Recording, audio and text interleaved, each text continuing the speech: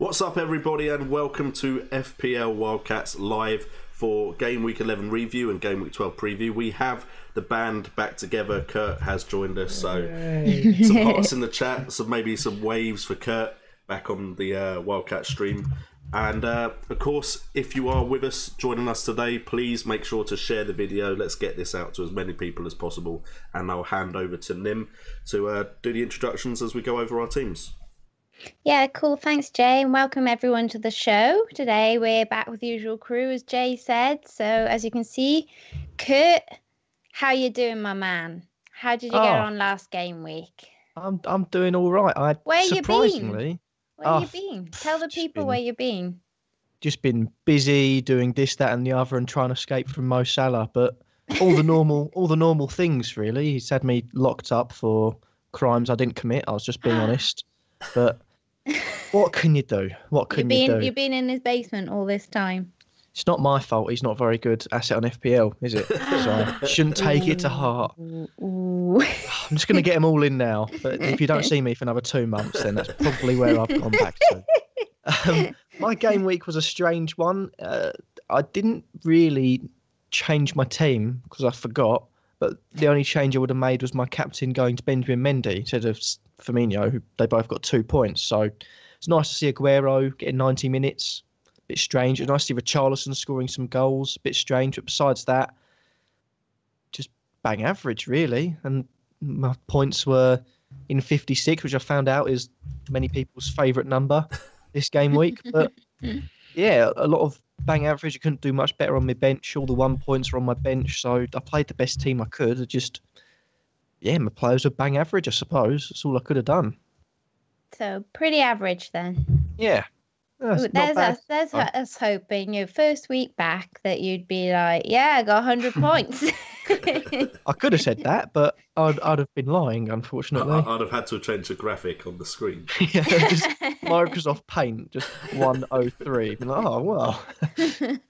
Was it Tipex? Cool. Okay, I'll pass over then to Brett, and you can tell us how you got on this last game week. Yeah, hey guys. Exactly the same score as Kurt this week, 56. Another red arrow for me, unfortunately. Not a great game week. Above the average, if I'm looking at it from a positive point of view. But just a slippery slope, really. The last 5 game weeks now, consistent red arrows from 10k to 71k now. Obviously went into Monday night with 55 points, hoping Mitro could do the business, and ended up with 56. So the 1 point there, which wasn't very helpful. The positive was having Sterling for this game week. So obviously a massive 21-point haul there. And ironically, getting 21 points from Sterling and still getting a red arrow is the kind of negative. It was a 50-50 choice the morning of the deadline, Salah or Sterling captain. And I'm a bit, obviously, in hindsight, it's a wonderful thing to not captain Sterling. It seems a bit ridiculous now. If I'm paying 11+ million for a player and he's at home to Southampton, why wouldn't you captain him? I was just worried that maybe he might get rotated. That was my concern, really. And because I didn't have Aguero and I'm still without Aguero, I thought, well, if I'm not having Aguero as captain, I don't own him. I better cover the other high captain player, Salah, because if they both explode and I don't captain either of them, and Sterling did blank, then it could be, even worse for my rank. So I kind of chose Salah more from fear because I didn't have Aguero, rather than going with my head, really. It was, my gut was saying Salah, my head was saying Sterling. So it was the wrong decision there. But I do have a triple up for next week of Liverpool now. Whether they're going to play or not, I don't know. Trent and Firmino going into next week. But just a slippery slope lately. But I'm hoping to bring it back next game week. So 56 for me. I don't think you did the wrong thing there necessarily. I mean, you might have played safe, yes, but that's not a bad thing. I don't think. Like, we're still quite early on. I think everybody, like, it feels like a long time, but we're still quite early on in the grand scheme of things, really. So I don't think you really kind of did anything unexpected there. And Jay, just quickly, to add another factor was, like you say, the defense of Arsenal. I thought maybe they could concede a few there. I looked at the chances that they conceded at home, and they were up there on the biggest chances conceded, that kind of thing. But it wasn't to be. And this season, if your captain blanks, the big players aren't blanking much, So if you get the wrong one, it can be quite detrimental. But how did Jay get on this week? Okay, so I actually broke the top 10k last game week, but of course we never stream after I do well. So this game week I went and thought I'd join the rest of you so I could make sure we stream, and I got 56 points as well. I'm now ranked at about 17,000 odd, 18,000 odd, and I captained Aguero, so 13 points to 26 points. To be honest, that saved my game week because other than Wilson, Hazard and Alonso, I was looking at 2s and 3s and even 1s across the board. Bit disappointing that Doherty's assist was ruled out for offside when it wasn't offside.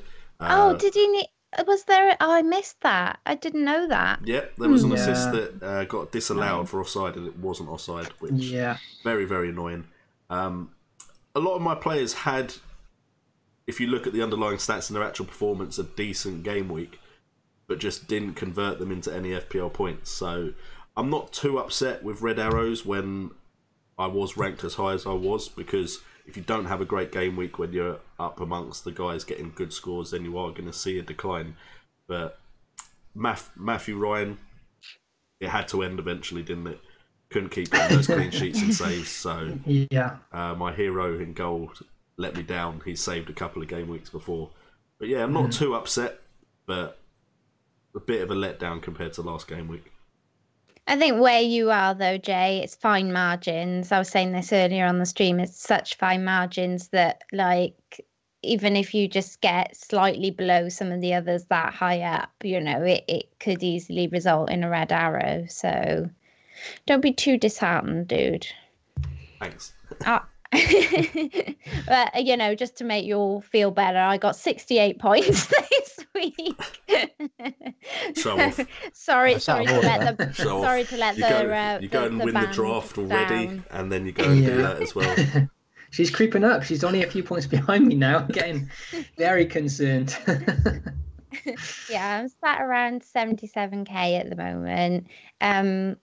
Patricio is unable to secure anything other than the 2 points. I was going to switch him to Foster or Daffy, so I wouldn't have gained much there. So thankfully I didn't switch, but I am quite nervous about the upcoming game, and I'm not really sure whether Patricio is now a great option as a set and forget long term. So maybe we can touch on that again a bit later. Robson and Mendy sat on 2 points as well, obviously, like you guys said. Mendy has me worried as well. And if you can't return anything in that romp game against Southampton 6-1, is he worth the money? I mean, the last 2 game weeks, he's looked a bit dodge. I'm a bit concerned about him. Alonso, clean sheet, only one of the week. Decided to go Hughes based on the fixture, only got 1 point there. Salah, obviously, just with the 2. Hazard grabbing the assist. It's a good job he did, otherwise I would have had Doty off the bench. But then again, if you guys said he should have had an assist anyway, now I'm feeling a little aggrieved there. Either way, I got Hazard's assist, so I shouldn't really complain. I had Richarlison with his 2 goals.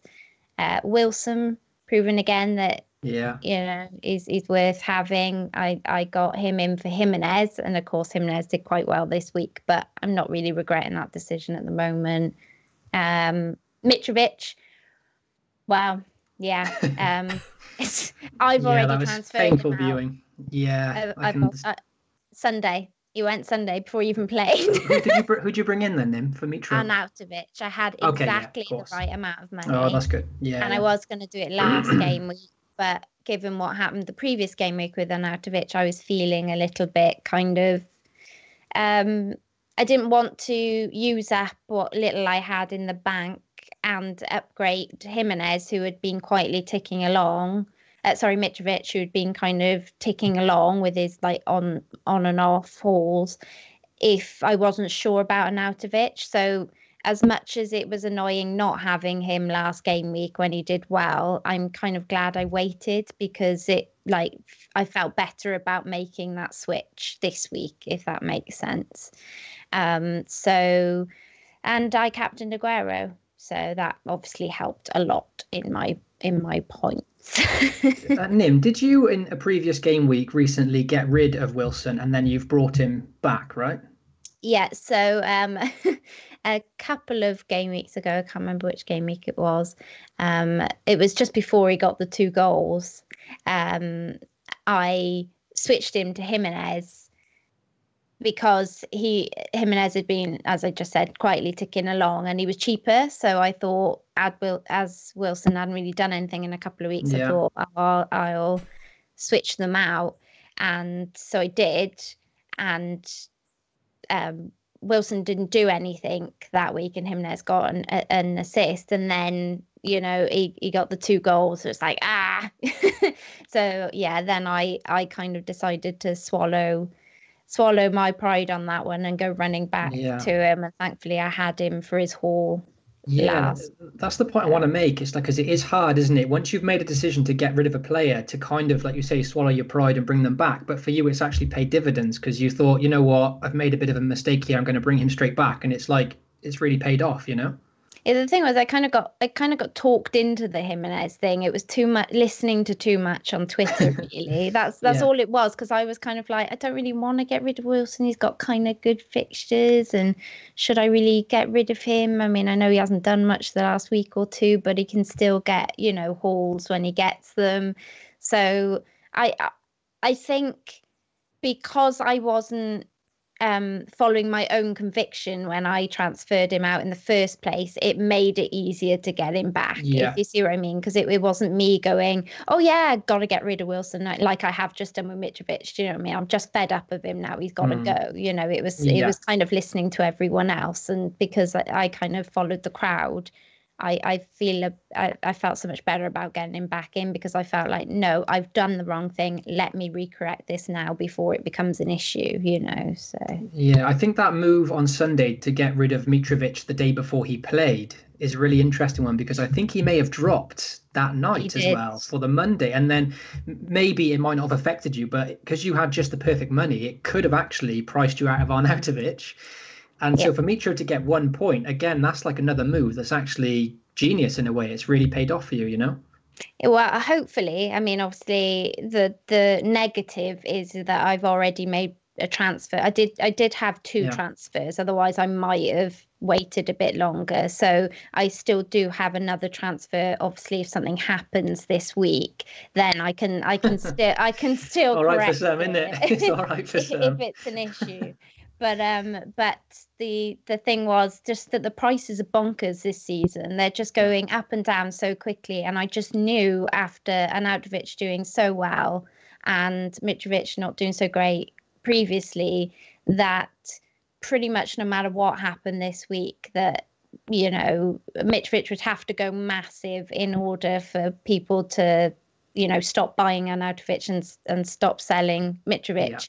And so I thought, he hasn't really had any of those major hauls yet, so I'll just do it now, really. So awesome. So hopefully it is genius, but that remains to be seen. Definitely. So do we have any questions from the chat? Kurt, would you like to give us some questions from the chat? I'm not sure. I've got a few, but I saw Brett, you put in the chat, you're noting them down. I've noted quite a few. Yeah, shall I take it away? Yeah, take it away. Awesome. And before I do, if you are watching, guys, we want to get the subscriber count up, so be sure to support us and get subscribed, and if you're liking what you see. Right then, so we'll get to the questions. The first one is, why does Kurt only turn up when Salah blanks? Did I ask that? I'm joking. Oh, no one actually asked that. I would like to know that. Oh yeah, I haven't been here for ages. Salah hasn't scored that much, has he? Or has he? I think you've only missed 2 streams, though.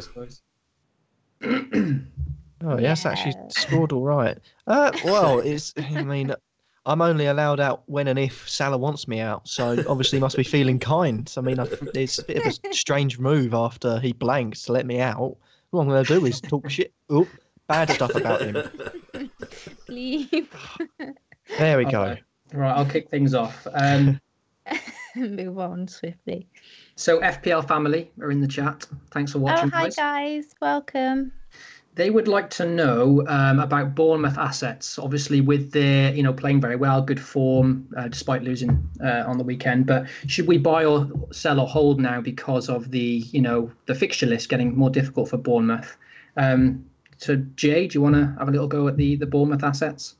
I mean, there's definitely options there for Bournemouth, and I suppose the way I look at it is if you've already got them in and you're looking to have a strong squad overall, I wouldn't be getting rid of all of them. It might be one of those cases where you might have two. For instance, I've got Fraser and Wilson. I'm not too keen on having two of them for the run of fixtures. It's Newcastle, Arsenal, Man City, Huddersfield, Liverpool, and Wolves, I think. So, wow, good job. For me, it also depends on the price of the player. Of course, Bournemouth options are quite cheap, which lends me towards having at least one of them as well. For instance, Brooks is very cheap at the moment, and he would cover Bournemouth for the Newcastle Huddersfield fixtures, which are decent fixtures for a Bournemouth side that do look in form. So I wouldn't be in a rush to bring any of them in, but if you've got them, or you've got cheap midfielder or forward that isn't really doing it for you, then there's plenty of options in that Bournemouth side. Of course, Wilson did go and get points against Man United. As far as I'm aware, people did get rid of him for that fixture because they didn't think Bournemouth would do that well. So there's potential against Arsenal. It is at home for Bournemouth. Could be some goals there for them. The City-Liverpool games, you could potentially see them not getting points there, but that's 2 out of 6 where I potentially might not see them scoring. So I definitely wouldn't get rid. I wouldn't be in any rush to bring any of them in. Yeah, I think maybe they've asked this because Lee was in the position where he sold alongside at the same time as me, and did not delight in buying him back in for his couple of goals. So it is a difficult one. I think Jay's right. If you own them, then like for myself, I'm not even considering getting rid of Wilson now because I just feel like, especially at home, they can run over some of these tougher opponents, and they are the kind of lower team, I think, that often brings surprise games, if you see what I mean. Like the ones you don't expect them necessarily to win are the ones that they often go on to win. So it just depends on. Again, for me, this season I'm trying to look less at fixtures and more at form. So for me, form-wise, you've got to look at the Bournemouth assets, and then it's up to you whether you want to, how much you want to take into consideration the fixtures. Yeah, that's me personally. It's really tricky. I'm in a very similar position because I own Fraser, but I don't own Wilson. So I've got one of the Bournemouth players, and it's almost like they're playing so good and offering so much value that actually having the two seems more desirable. But at the same time, you're like, well, is the time now to double up with the fixtures getting more difficult? So that's the position I'm in now because I got to get. I know I'm going to sell Mitrovic almost certainly, and obviously Wilson is then a big candidate, and then I'll have both Fraser and Wilson, and it's almost like Wilson's. Even his ownership is starting to worry me now because he is on like 30+% ownership, and he's another player that is causing a lot of my red arrows lately, so I'm trying to figure out how to stop the rot, and by bringing in Wilson that could be one way.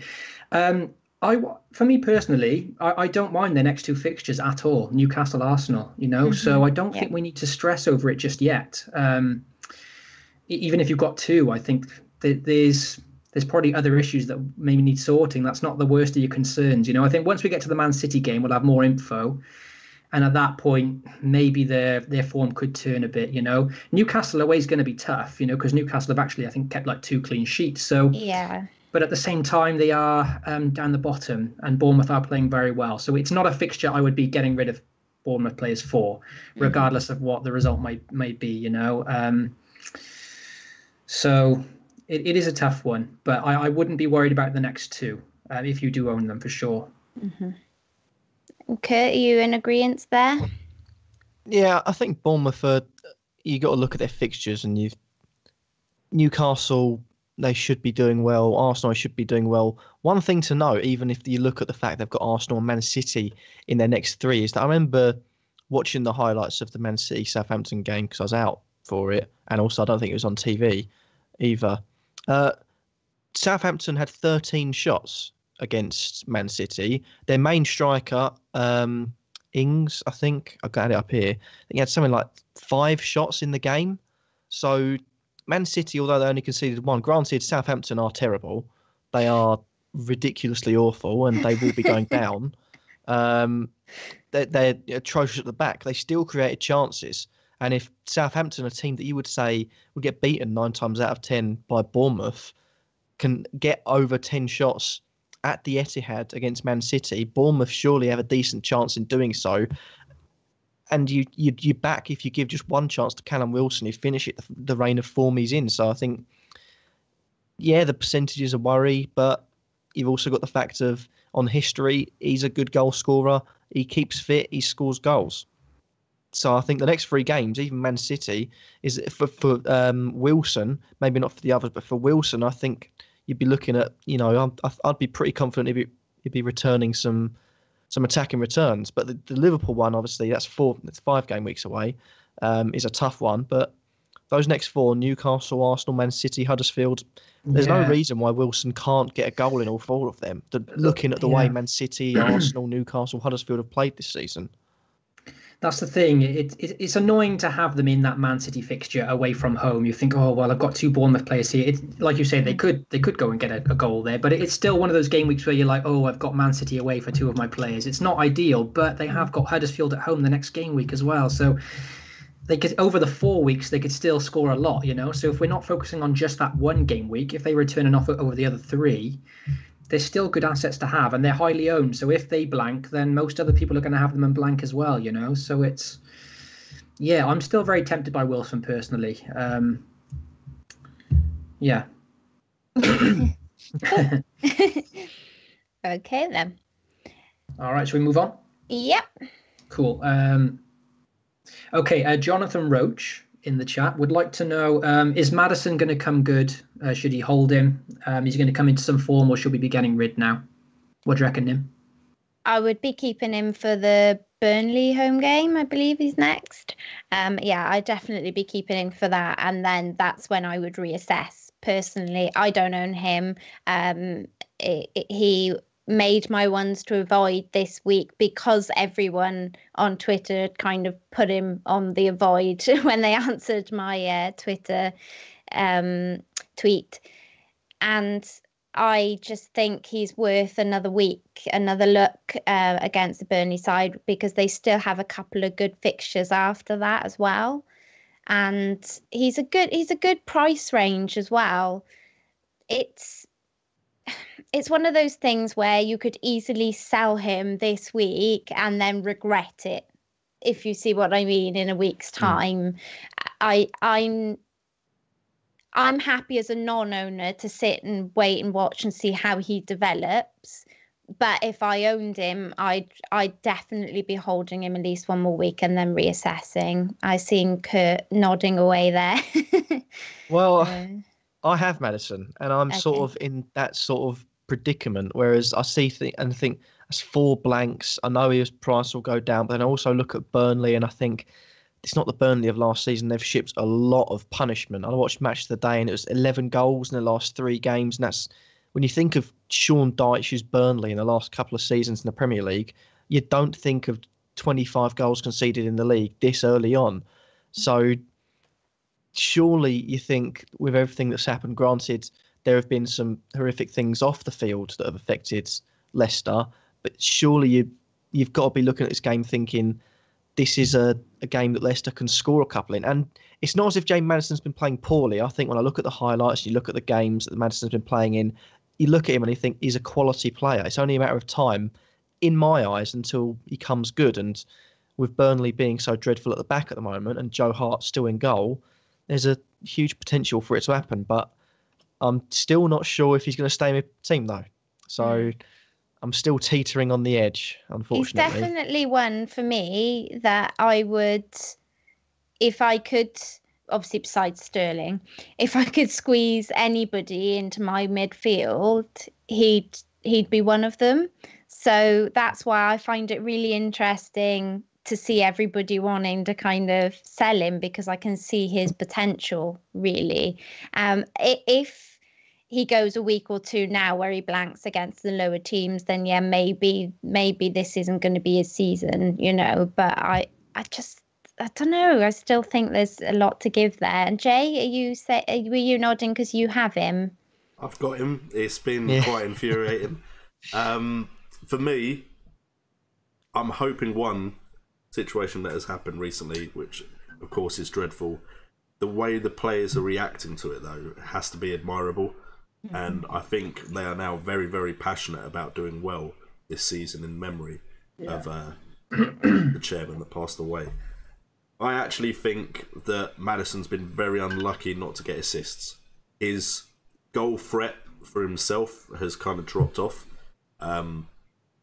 But as far as chances created in the last 4 game weeks, he created 11 chances, 4 of which have been big chances. The amount of times I see him cross the ball into the box and someone heads it wide or hits the post or the crossbar, I think there are points to come. And I brought him in for these good fixtures. It's Burnley, Brighton, Watford, Fulham next. I feel like I'd be cheating myself if I took him out and then he did anything in those game weeks, because this is what I brought him in for, these fixtures. So for me, I'm probably going to stick with him just for the next 4 at least. It's Tottenham in game week 16, so if he's not done anything by that point, then I'll probably look at moving him on. But I'm hoping the rest of my team is strong enough to be able to cope if Maddison doesn't do anything. Then if Maddison does return, then hopefully everyone is shipping him out, and then it'll become a good differential for me.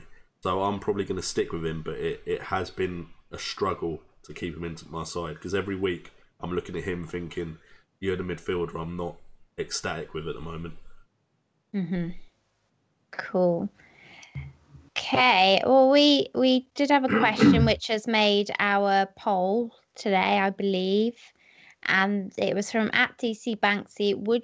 He would like to know the best mid differential over the next 5 game weeks. So I'll throw this over to Kurt first. I mean, I'm desperately looking, because if I'm going to get rid of Maddison, it won't be for someone that's owned a lot. It will be for a differential. Something just draws me to, I'm going to get his name wrong, but Dean Garner. Okay. Let's just go with that. Let's just say that's how you say his name. I think so. The Everton fella? No, the West Ham one. West Ham one. He's West Ham, isn't he? Yeah, he's West Ham. Yeah. I think West Ham had a funny old season, and at first I thought it's not going to be their season. It's going to be the toughest of their seasons. And then all of a sudden they've sparked into life, and they've got all their good attacking players fit, and then now they're interlinking. They've worked well. They've settled into English football and the way Pellegrini wants to play. And all of a sudden, even coming off the bench, you've got people, that are quality to score goals. You think that the 4th goal for West Ham was Antonio and Hernandez, 2 people that haven't really done too much at all this season. But my main worry is that I haven't really been too clued up on where he's come from. Is he an academy product? And if, let's say, West Ham have a fully fit squad, he has a couple of games where he doesn't do too much, or has a couple of bad games, is that then the end of his season? Whereas he was brought in to cover, he's had a good run, he's kept his place, rightly so. Is there a chance? My only worry is, will he potentially go out? But then I'm also led the same way with quite a few others. I think Barkley with Kovacic, it's an interesting one. I think they're the only 2 that are going to switch. Kante cannot be changed, and same with Jorginho. They are vital for Chelsea.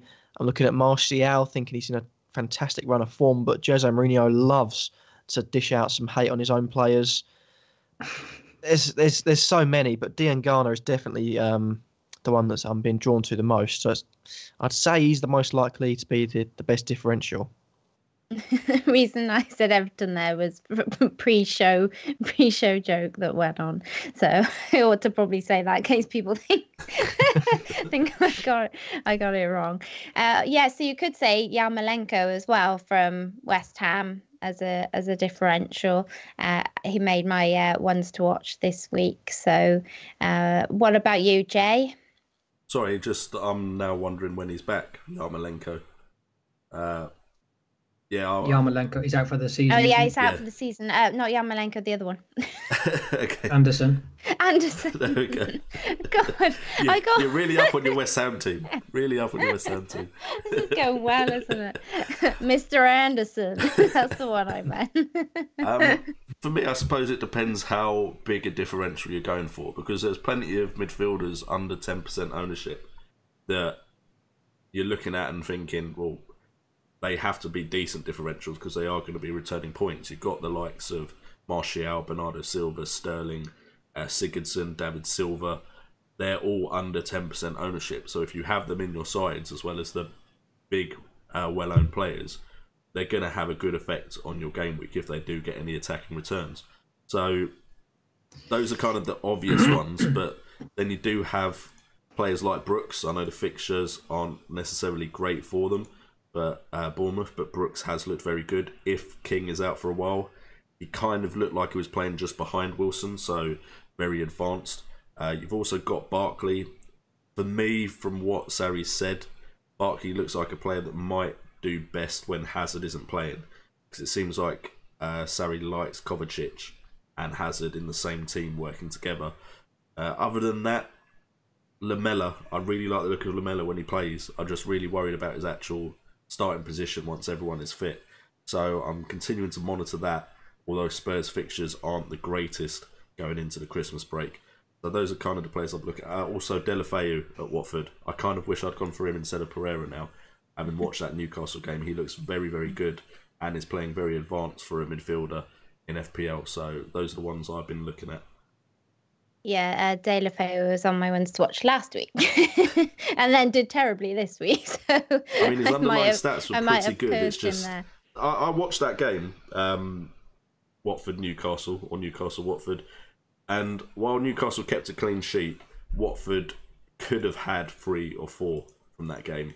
This is what's frustrating about owning Hughes, because he always seems to be amongst everything, but like very rarely kind of gets he seems to be the assist of the assister, you know, second assister, third assister. Yeah, exactly. So slightly annoying, but yeah, you're definitely right, Jay. Watford look really good, and I actually think that, as what I said last week, was that Deulofeu, I think, has a massive effect on those front players. He definitely creates a lot more chances, and I prefer him to Pereira because I owned Pereira during that, as I said to you guys a couple of weeks ago, during that kind of that spell of nothingness. So I really didn't want to, when the general was saying, you know, get him in, I was like, I've lived the horror, don't do it. To be honest, Pereira's one of those players that seems to disappear if everything isn't going to plan. But if everything's going to plan, he can pop up with a really good performance. Whereas Deulofeu in that Newcastle game, despite the fact that they didn't score, was involved in a lot. I mean, Watford had 16 shots on goal, 14 from inside the box. So they had plenty of chances. What was really worrying was they had 1 shot on target. So is that going to carry on? That is like, having those underlying stats for a team and only to get 1 shot on target is very unusual. So I think, in my opinion, Newcastle got a bit lucky. And if you have a Watford player, I'd definitely at least keep him for the next fixture, which is favourable as well. But I do agree. I think Deulofeu, over the 2 game weeks that I've owned Pereira, has looked the better option. If I could find the extra money now, that I could squeeze out for Hughes, I'd be definitely switching them without a doubt. Without a doubt. Like, I wouldn't even think twice about it. If I had the money in the bank, it wouldn't matter if it was my last transfer, I'd switch them. That's how much I think he makes a difference to that Watford side. So I might be nailing my myself to a mast there, but I definitely think he's a good is a good player. And talking of shots on target, but looking promising with underlying stats, you could obviously consider Kennedy. So he's definitely got plenty of underlying stats, but isn't really finishing many of his shots. So did the guy who asked the question mention a range, or just any midfielder? No, just the best mid differential over the next 5 game weeks, really. So, yeah, definitely for me, Felipe Anderson is definitely a tempting one. Not someone I can probably make a move for at the moment. Obviously, I'm on Fraser and I can't really afford. Plus, I don't think I want to get rid of Fraser at the moment anyway. You have Arnautovic though, right? Would you do. double up? Well, I got Fabianski as well, so I'd end up with a triple up of West Ham, which I mean, I had that with Palace earlier in the season for their good fixtures, and then that actually didn't work. It worked okay for a little bit, but then once the fixtures started getting more troublesome, it's like, oh no, I'm stuck with a lot of players now. How do I get them all out? I think the appeal for Felipe Anderson is just West Ham's extensive run of good fixtures. So after they play Huddersfield, now they've got Man City. Once they got that out of the way, they've got very favourable fixtures all the way until January. And obviously very impressed with how we looked in the previous game, like 2 goals and maybe an assist as well. Could have had more. So he's definitely a good differential, still low owned. As a more out there pick, which is maybe a bit of a crazy one, but I think Demarai Gray of Leicester as a cheap differential. Like Jay was saying with Maddison, now there's no way I would be selling Maddison before this game, by the way, against Burnley. Like Jay mentioned with this horrendous tragedy that's happened around the club, let's remember now, Leicester against Burnley, this is their first home game since that happened. Mm-hmm. Obviously, the first time they played away from home. So this is going to be a really high emotional occasion at home. And Burnley have conceded like 4 goals in the last game, 4 goals in the previous game before that, and 5 before. So what's that? 8? That's 13 goals conceded in 3 games for Burnley, and now they've got Leicester, away from home. So I'd definitely be keeping Maddison, and I think Demarai Gray, he's back in the side, a goal and an assist in his last 2 games. So I think so anyway. He's got a couple of returns, nothing massive, but at like 5.4 million, you'd definitely be one to watch, I think, because Leicester again, they're up there on the fixture favourability, if you like.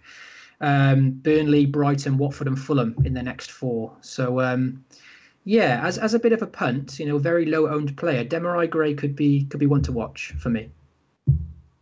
Cool. I think it might be a good time to touch upon captaincy this week, because I know it's one some people might be considering around about now. So Kurt, who are you thinking? Because you don't have Salah, right? So it's almost like you know what the rest of us answer's going to be. I was going to say Salah anyway. If you want to join us, if you want to join us after all this time, come over to the dark side. Now that both Mane and Salah aren't scoring, I'm questioning whether to have either of them. But now, having said that, my captain.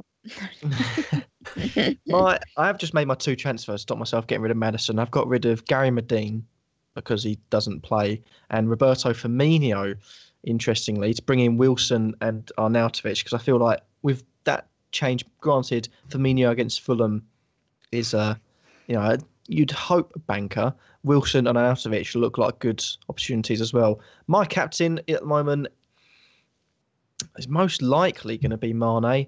I've got vice captain on Hazard. It's one of them 2, but I'm probably going to stick with Mane because you look at Fulham.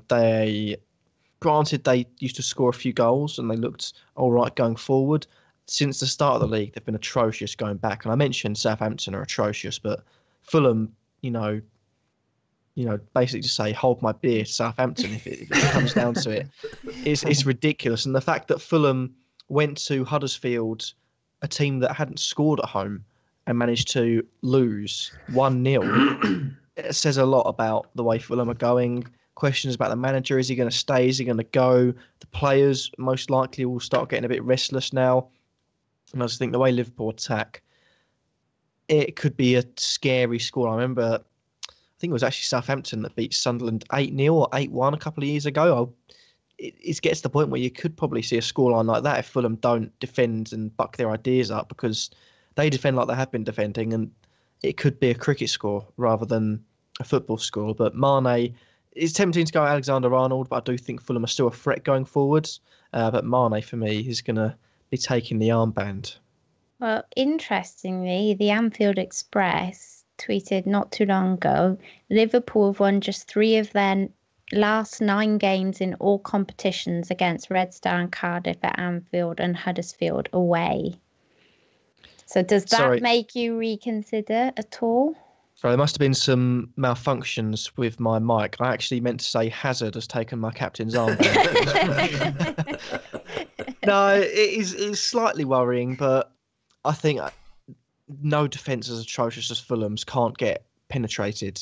I think when it comes to European nights, you're looking at well, if I were to look at it, big European nights, the smaller teams are always up for it. You'd think back, one of my favourite games without watching, including Sheffield Wednesday, is Celtic beating Barcelona 2-1. Never would anyone think that's actually going to happen. But when teams work hard and put their bodies on the line, things can happen. And I think Liverpool having a bad day, Red Star being really up for the game helps things. You're looking at Cardiff and Neil Warnock, as much as I want to shout off a bunch of abusive language because I can't stand the man. He's very good at drilling his teams into what he knows best, which is defending. And Cardiff have been exposed a few times, but when you look at it, they are going to be committed as ever. What Warnock, in my eyes, unfortunately, is what he's known for. But I just think Fulham are atrocious. I don't think I can say it anymore. People will start getting bored. I may as well talk about Salah. You dislike Fulham? I don't dislike Fulham. I think they're an okay club. Their fans are questionable, but I'm just insulting everyone at the moment. Jesus. This is what people have missed you. I just waffle on tangents. Before you know it, I'm insulting everyone and everything. But I think looking at the way Fulham have defended this season, the way Liverpool attack, I think it's a match made in heaven for a Liverpool captain. Even Salah. As much as it hurts me to say. Even Salah. Yeah. My heart's been ripped out of my body there. I haven't even thought twice about it, actually. And the way I've looked at my captaincy this season is that I've just done them instinctively. Like, I've literally, as soon as the last game week has ended, I've looked at the next fixture and I've put my captaincy on, and then I've tried not to be swayed at all, no matter what I've seen. I instinctively put it on Salah so it will stay there, but I have to admit I was a little tempted by Aguero this week because I just still think he can get something in that game. I really do, but yeah, it had to go on Salah just based on Fulham defence, really, as Kurt so evidently put. How about you, Brett? Yeah, I'm the same as you, Nim. This is a fixture a lot of people have been waiting for, really, haven't we? It's a reason why I've held on to Trent and even Firmino for so long. And granted, either of them might not even play. You never know. I think Firmino is probably quite safe given the performance tonight, but Trent could miss out, But it was always going on Salah for me. If you own Salah, then it's one of those weeks where you kind of... It might not be the right decision, but you kind of not worry about it and just set it, and it's a decent option, like we've already covered, Fulham really can't defend for love nor money at the moment, and the performance from Liverpool tonight in the Champions League was very uninspiring, so that does concern me a bit, and it's kind of swaying people away a little bit from, should I bring Mane in for this or not now, but you're not going to get a better fixture, really. So you'd still fancy them to put quite a few goals past Fulham. I think the good thing is that the Fulham manager hasn't been given the boot yet, and he may very well very soon. And I think if they had replaced the manager for this game, then it might concern me a bit, because then teams like to tighten up a bit under a new manager, and get a bit of inspiration. But they're keeping him on. They're unconfident. Salah's stats are still right up there. You're paying 13 million for this player, so you kind of have to captain him. Everyone else is going to be. Who owns him, so it's quite dangerous not to, I think. And another positive, I suppose, is they played on Tuesday in the Champions League, and they don't play until Sunday now. So they do get that extra day rest when compared to Man City, I think, who play tomorrow and they play on the Sunday as well. So obviously Hazard is a tempter because of the way he's playing is on a different level at the moment. But you can't look past that fixture for Liverpool, really. And it's not a week where I'm going to try and get creative, because I know most people are going to captain Salah if they own him. And if you're paying that kind of money, you sort of have to, really. Yeah. And I assume that's the same for you too, Jay? Well, the first thing I'll say is if Salah doesn't score against that Fulham defence, he's getting sold. Yeah, that Fulham defence is absolutely terrible. We could start a team. Salah doesn't score. We could start a team and we'd score 5 against Fulham. Like, they're that bad. There's just so many ridiculous errors. That's it. We'll pump the ball into the box. You'll score. I guarantee you. They wouldn't mark you. Just don't ask me to tackle anybody. I'm proper girly when it comes to tackling people. So yeah, to be honest, the game against Red Star actually had quite a lot of historical relevance for Liverpool and Red Star. So I actually think Red Star turned up for this game in a big way because they wanted to win it so much. There's a lot of history going back to why Liverpool became the club they became, was because they went and played Red Star Belgrade. So I think Red Star really wanted this. And so I'm not looking too much into that. I think Champions League is a different animal to the Premier League, and it's against Fulham. Just everyone will be captaining Salah. So if it does go horribly wrong, I don't think it will really affect your game week that much. But if he doesn't score against Fulham, there's Sterling that is right there to take his place. To be honest, looking at the teams and how they're attacking at the moment, initially the season started, it was Liverpool and Man City for me, but now both Chelsea and Arsenal, the way they're attacking at the moment, is tempting me to look elsewhere than Salah. And I didn't think I'd be saying that, but 12 game weeks in, Salah doesn't scream to me value for money when you have someone like Sterling right there that, yes, he will get rotated, but roughly he does play a string of games in a row, say 5, 6, before he gets rotated. Also, David Silva is offering great value with De Bruyne injured again.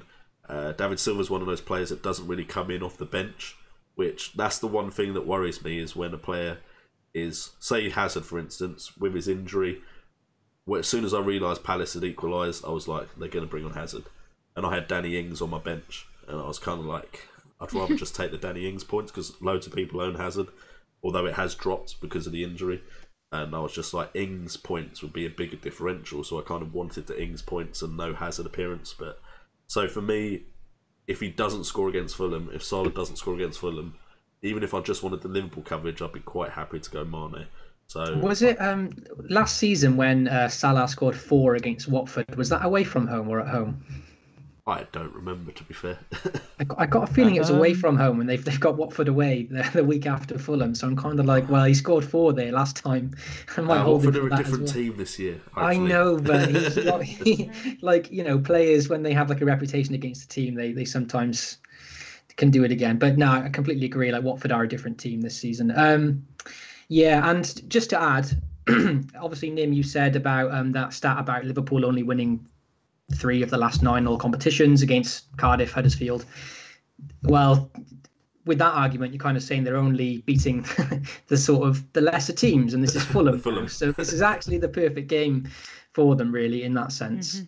Yeah. I mean, in that run of 9 games, you had City and Arsenal.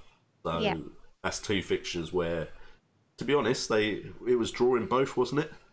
I know they drew against Arsenal, and I believe they drew against City. So it's not like they're losing games, and they're not losing badly if they are losing. So, well, they're 3rd in the league, so they must be doing something right. It's just playing devil's advocate, really, and saying, it has that put a bit of negativity in anyone's mind. It hasn't swayed me at all. I'll still be captaining Salah. So yeah. Okay, a lot of chat on my own stream earlier on today about Mitrovic. So I just wanted to kind of go around and get everybody's thoughts. As you know, I've already sold him, but a lot of people wanted to know, should they keep him? If they are selling, who should they go for? Anyone got any thoughts? When you say there was chat, is that like a polite way of saying slander. No. Literally, just lots of people were asking about him. They really wanted to know what to do with him, and I could only get through as many as I could. So I did say I would ask you guys this evening. Yeah, this is a tough one. Well, I guess it's not tough in terms of what we need to do with him. I think now we know the time is to sell Mitrovic. He had an exceptional start to the season. His stats were very good. The stats have regressed now.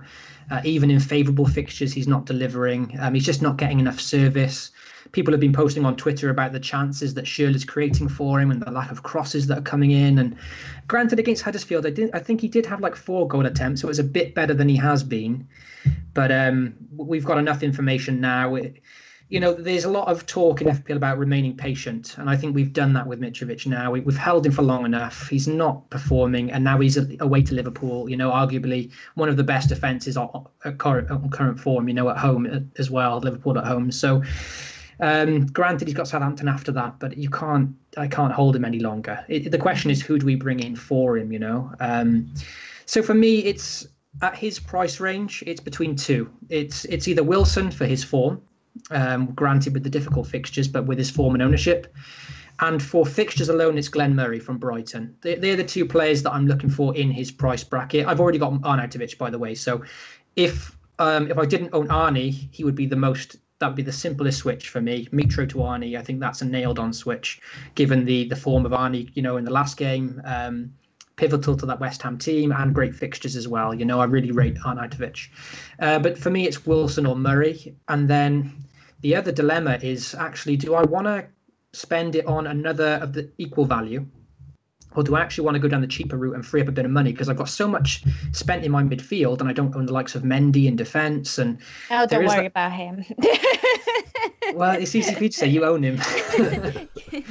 Yeah, but he hasn't done very well for me since he's come back from injury. So maybe I'd be interested to get onto Mendy in a minute, actually, because I know Jay's a bit of a stat man, and maybe we'd be interested to get some stats on Mendy for the last few performances. But it's that temptation whether to go to the lower players, the likes of Jimenez, even Danny Ings. His fixtures are very tough, but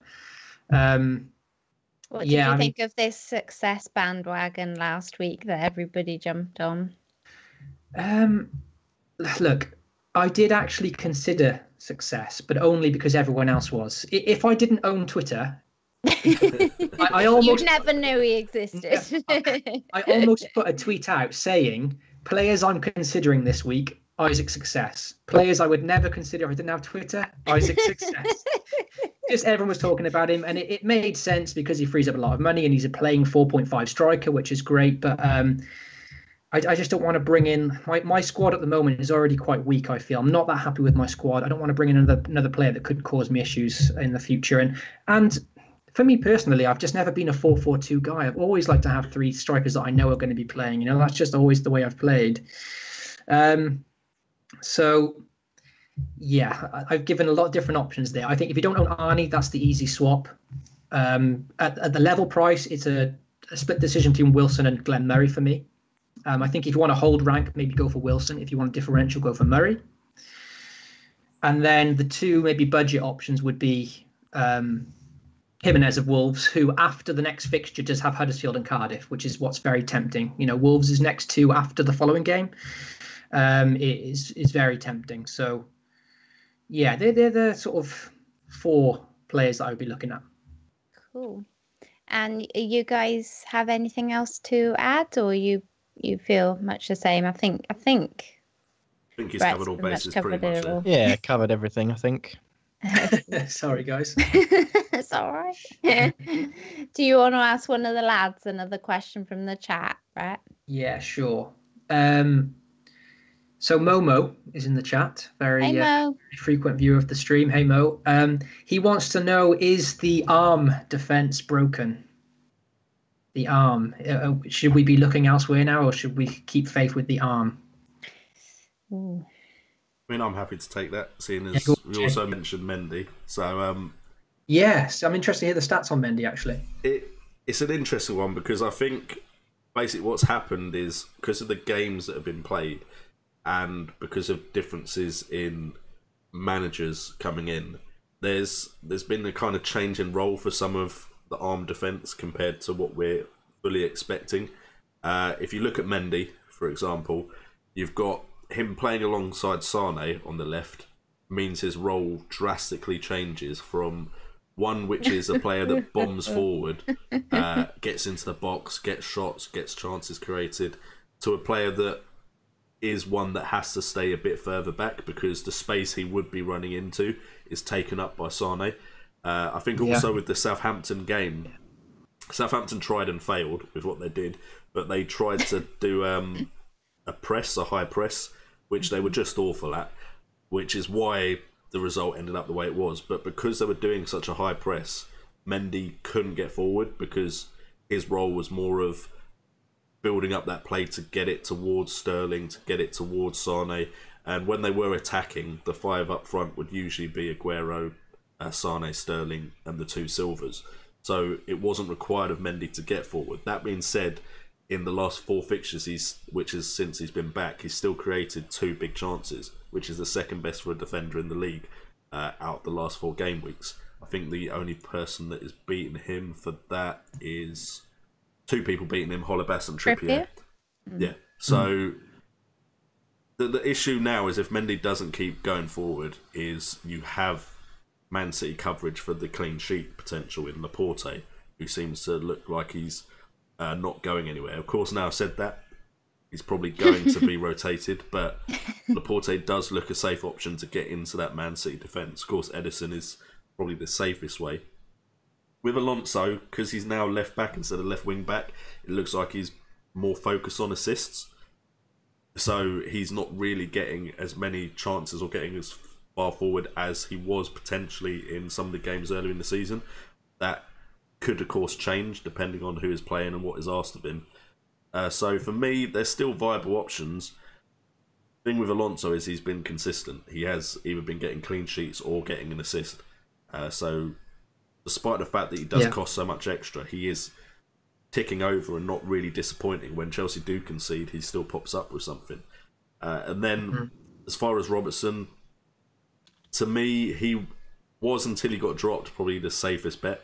And now, since that one time he got dropped, I'm not that interested anymore.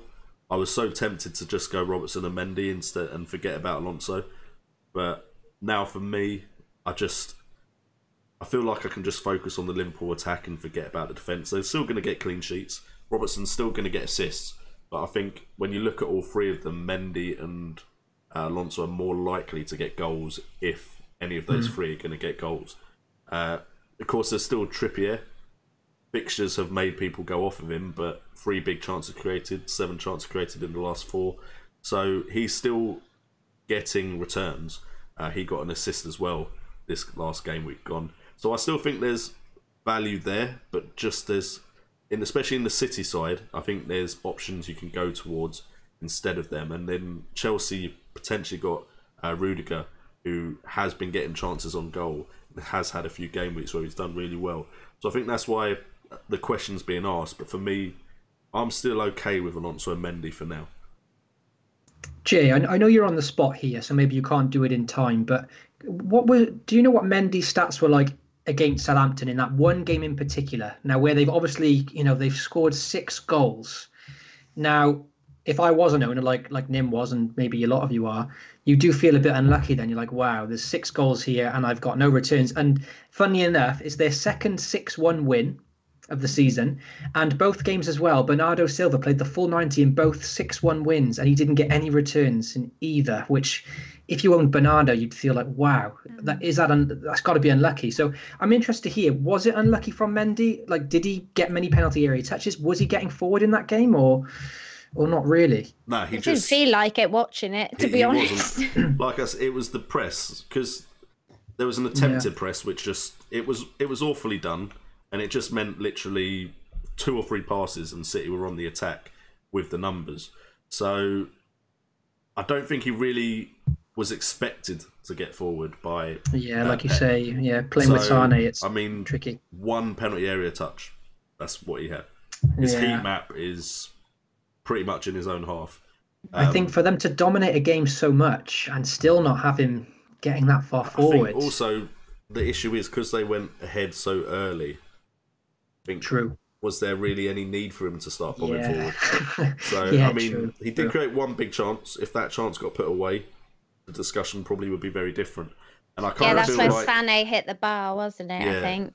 I think the game week before, 6 points. I think again his underlying stats were pretty bad against Spurs, but he got an assist. I think this is the thing. When he gets it's a clean sheet forward, then, I think. he can look so dangerous. But what's worried me watching him, and I have watched him the last 2 game weeks, is that defensively he feels very shaky for me. Like I see him get the ball, and I see somebody run at him, and I instantly think, oh, like I know he's going to give it away, and owning him. If I knew he was going to continue being attacking, then brill. Like if he doesn't get the clean sheet, then whatever. Do you know what I mean? If he's going to continue to get forward and get me assists and goals, then it's a no-brainer. But what's worrying me now is that obviously he's not able to get forward and he's looking shaky in defence. So if I'm thinking that, and Pep being Pep isn't even clocking that, I doubt very much. He must be considering this as well. So at what point does Pep change things up? Does he change it back to how it was so that Mendy does get that freedom again, so that he doesn't have to worry about being defensive anymore?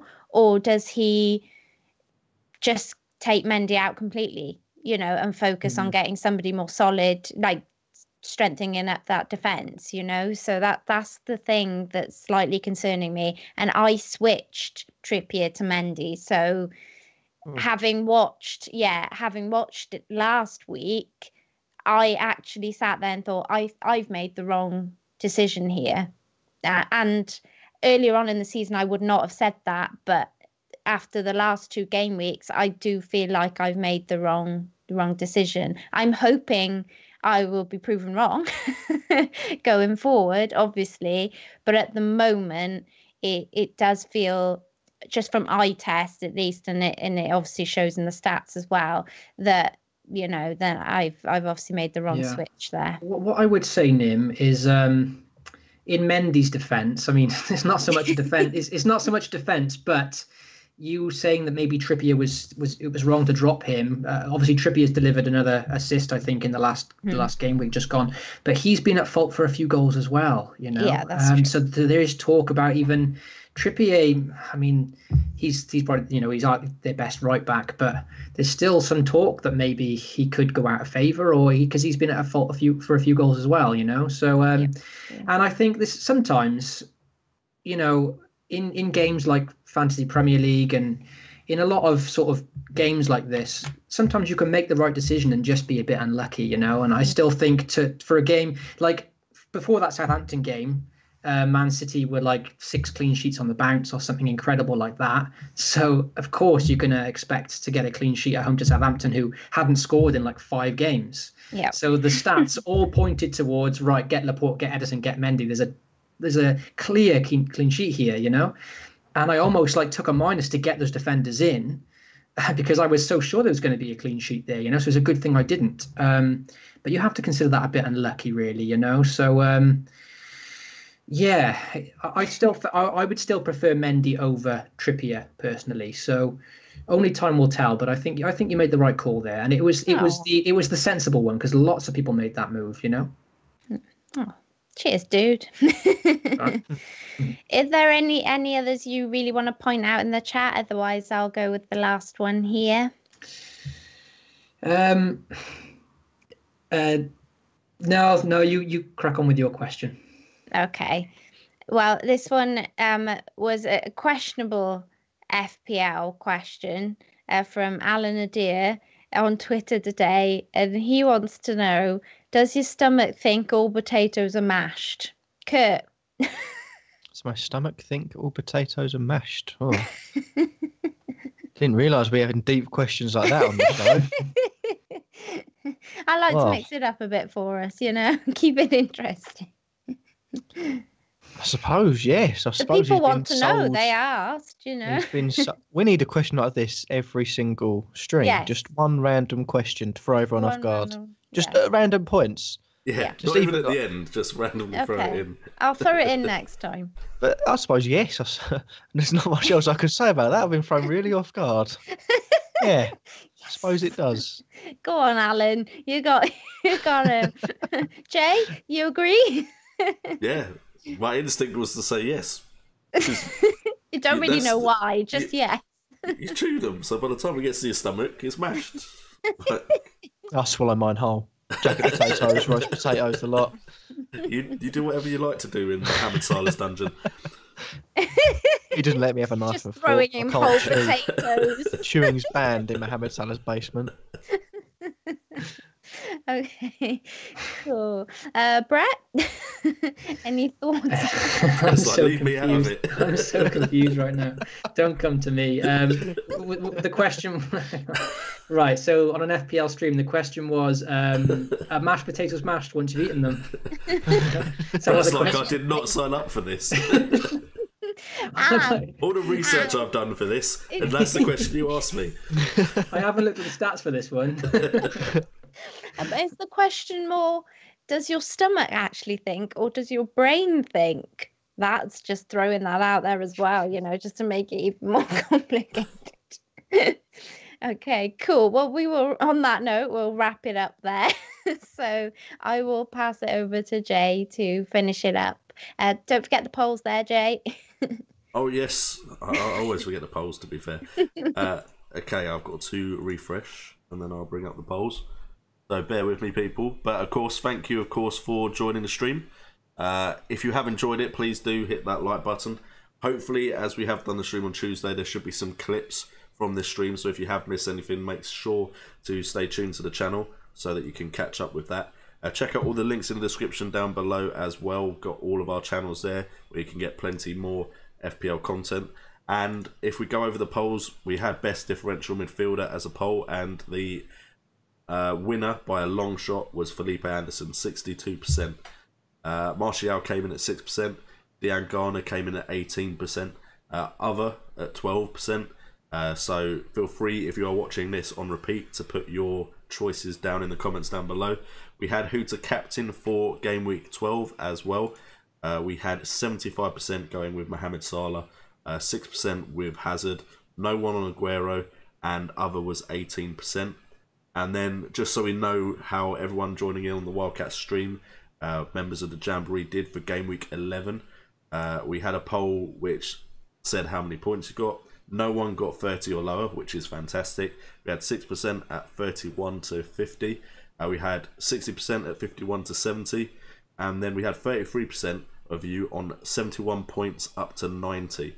So well done to anyone that got that many points this game week. Well, And maybe we should make the mashed potato question a poll next week. the next one, I'm Next probably going to stream, forget. sorry. You're going to have to remind me. But yeah, that Which might will be in confuse 2 anyone. weeks' time. Yeah, Yeah, it should be 2 weeks' time. I think every other week. a bunch of us are busy. We go. Yeah. So, yeah. Anyway, guys, thank you so much for joining the stream. Make sure to subscribe to the channel. Of course, we are very, very close to 1,000. Last time I looked, it was on 800 and something, roughly. I can't remember. But thank you guys so much for joining the stream, and we will catch you guys next time. See you later.